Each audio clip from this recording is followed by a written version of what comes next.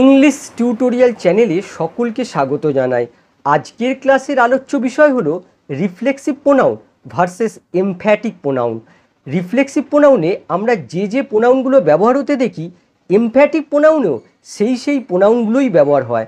তাহলে একটা বিষয় আমাদের মনে আসে, আমরা কিভাবে এদেরকে আইডেন্টিফাই করব কিংবা বুঝতে পারবো কোথায় রিফ্লেক্সিভ প্রোনাউন বসছে আর কোথায় এমফ্যাটিক প্রোনাউন বসছে। তাই তোমাদের যাতে কোনো রকম কনফিউশন না থাকে তার জন্য এই ভিডিওটা শেয়ার করছি।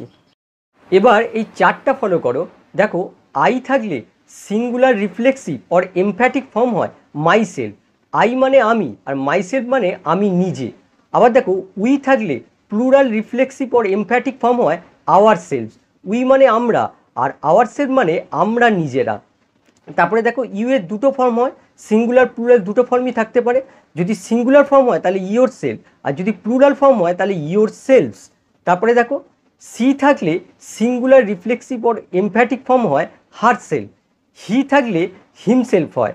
দে থাকলে plural reflexive or emphatic form হয় দেম সেলফ। আর ইট থাকলে ইট সেলফ হয়। আশা করি বুঝতে পেরেছো। প্রথমে আমি রিফ্লেক্সিভ প্রোনাউন নিয়ে আলোচনা করব। এবার একটা বাক্য দেখো, হি কিল দ্য স্নেক, সে সাপটাকে মেরেছিল। এখানে দেখো, হি হচ্ছে সাবজেক্ট, আর যেহেতু বাক্যের সাবজেক্টই কাজটা করে তার জন্য সাবজেক্টকে বলা হয় ডুয়ার। আবার দেখো, সে মেরেছিল, কাকে মেরেছিল? সাপটাকে। দেখো, সাবজেক্টের অ্যাকশানের ফল অবজেক্টের উপর গিয়ে পড়ছে, তার জন্য অবজেক্টকে বলা হয় রিসিভার। তাহলে দেখো, এখানে ডুয়ার আর রিসিভার আলাদা, কাজটা কেউ করে আর তার ফল অন্য কারোর উপর গিয়ে পড়ে। এবারে এই বাক্যটা দেখো, হি কিল হিমসেলফ। এখানে দেখো, সাবজেক্ট আর অবজেক্ট একই, অর্থাৎ এই অ্যাকশানে ডুয়ার যে আর এই অ্যাকশানে রিসিভারও সে। সাবজেক্টের অ্যাকশানের ফল সাবজেক্টের উপরে গিয়ে পড়ছে, তার জন্য দেখো এই অবজেক্টের জায়গায় যে প্রোনাউনটাকে দেখতে পাচ্ছ এটাকে বলা হয় রিফ্লেক্সিভ প্রোনাউন। তাহলে দেখো, এই কনসেপ্টটা থেকে আমরা রিফ্লেক্সিভ প্রোনাউনের একটা ডেফিনিশন পেতে পারি।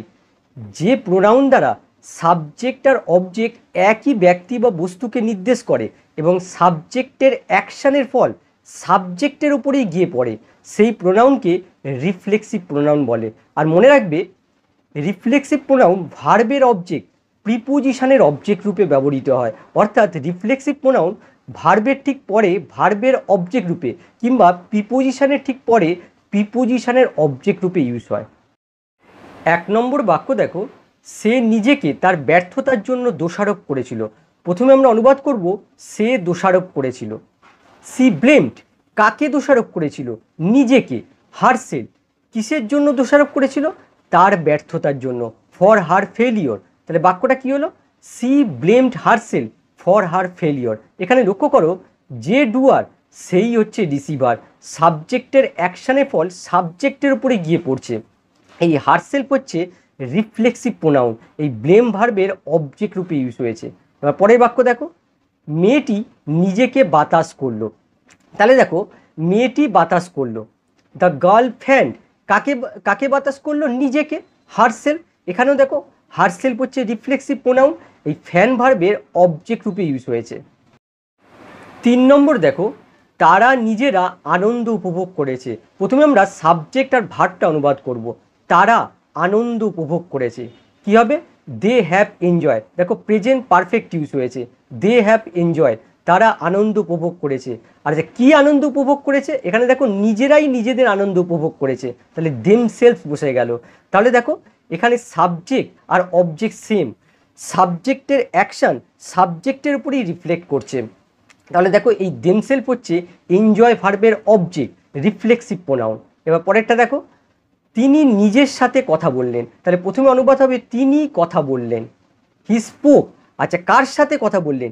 নিজের সাথে, তাহলে কি হবে? To himself. তাহলে বাক্যটা কি হলো? He spoke to himself. এখানে দেখো, এই হিমসেলফ হচ্ছে রিফ্লেক্সিভ প্রোনাউন, আর এই রিফ্লেক্সিভ প্রোনাউনটা এই প্রিপোজিশন টু এর অবজেক্ট রূপে ইউজ হয়েছে। 5 নম্বর দেখো, আমি নিজেকে শিখিয়েছিলাম কিভাবে গিটার বাজাতে হয়। প্রথমে অনুবাদ হবে আমি শিখিয়েছিলাম। আই টট, কাকে শিখিয়েছিলাম? নিজেকে, মাই সেলফ। আচ্ছা, কি শিখিয়েছিলাম? কিভাবে গিটার বাজাতে হয়, how to play the guitar. তাহলে বাক্যটা কি হলো? I taught my self how to play the guitar. এখানে দেখতে পাচ্ছ মাইসেলফ হচ্ছে রিফ্লেক্সিভ প্রোনাউন, এই টট ভার্বের অবজেক্ট রূপে ইউজ হয়েছে। বা 6 নম্বর দেখো, তুমি নিজেই নিজের থেকে পালিয়ে বেড়াচ্ছ। তাহলে প্রথমে অনুবাদ হবে তুমি পালিয়ে বেড়াচ্ছ। দেখো পালিয়ে বেড়াচ্ছ প্রেজেন্ট কন্টিনিউয়াসে আছে, তাহলে কি হবে ইউ আর ফ্লিং। আচ্ছা, কার থেকে পালিয়ে বেড়াচ্ছ? নিজেই নিজের থেকে। তাহলে দেখো ইয়োর সেলফ বসে গেল, যেহেতু এখানে ইউ আছে তার জন্য এখানে ইয়োর সেলফ বসলো। তাহলে বাক্যটা কি হলো? You are fling from yourself. এখানে লক্ষ্য করো ইয়োর সেলফ হচ্ছে রিফ্লেক্সিভ প্রোনাউন, আর এই রিফ্লেক্সিভ প্রোনাউনটা এই ফ্রম প্রিপোজিশনের অবজেক্ট রূপে ইউজ হয়েছে। আরও কিছু এক্সাম্পল দেখো, ছেলেরা নিজেদের লুকিয়ে রেখেছিল। The boys hid themselves. এখানে দেখো দেমসেলস হচ্ছে রিফ্লেক্সিভ প্রোনাউন, হিড ভার্বের অবজেক্ট রূপে ইউজ হয়েছে। আমি নিজেকে আয়নায় দেখলাম। I saw myself in a mirror. এখানে দেখো স ভার্বের অবজেক্ট রূপে এই রিফ্লেক্সিভ প্রোনাউনটা ইউজ হয়েছে। আমি একাকী বসেছিলাম।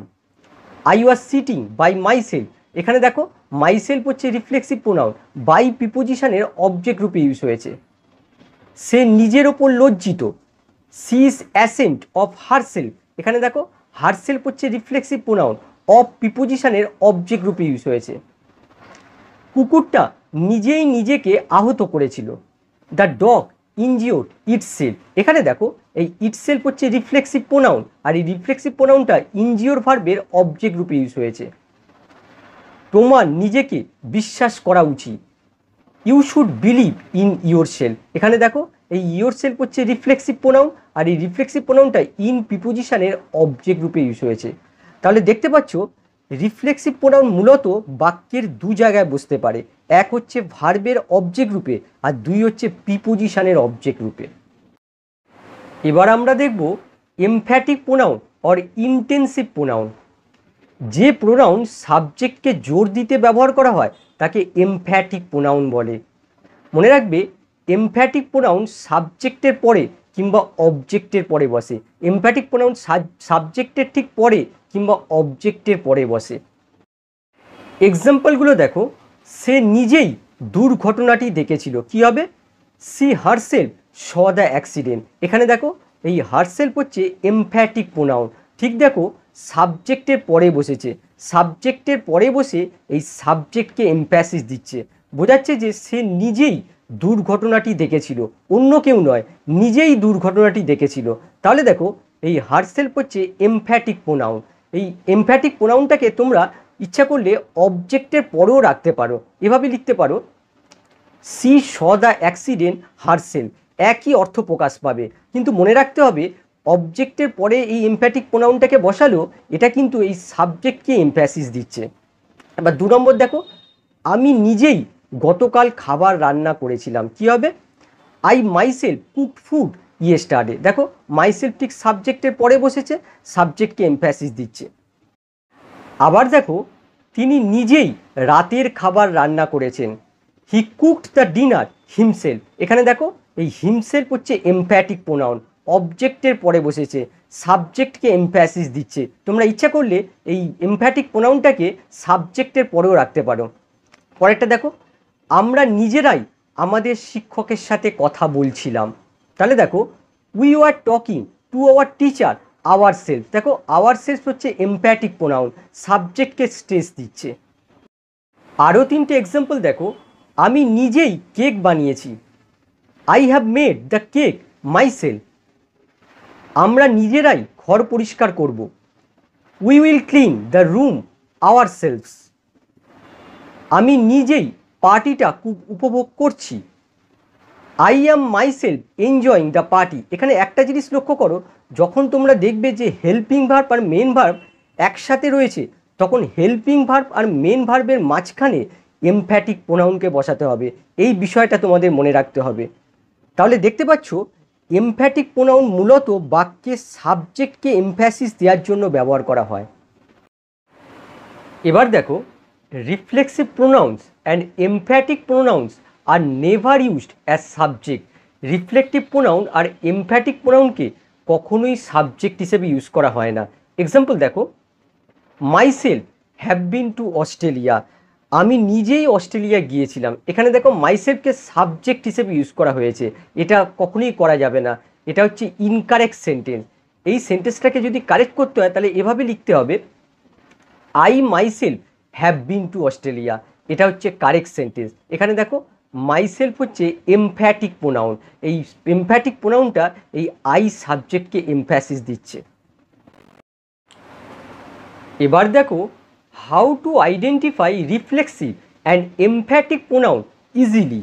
কিভাবে আমরা রিফ্লেক্সিভ আর এমফ্যাটিক প্রোনাউনকে সেকেন্ডের মধ্যে আইডেন্টিফাই করতে পারি। And emphatic pronoun can be remove from the sentence. Emphatic প্রোনাউনকে বাক্য থেকে বাদ দেওয়া যায়। And the core meaning would not be affected. বাক্যের যে মূল অর্থটা সেটার কোনো ক্ষতিগ্রস্ত হয় না। আবার দেখো আর reflexive pronoun on the other hand, অন্যদিকে রিফ্লেক্সিভ প্রোনাউন ইজ ইনডিসপেন্সেবল, অপরিহার্য। The sentence would not make complete sense. বাক্যটির অর্থ সম্পূর্ণ হবে না if you remove the reflexive pronoun, যদি রিফ্লেক্সিভ প্রোনাউনকে বাদ দেওয়া হয়। এক্সাম্পল দেখো, they congratulated themselves on their success.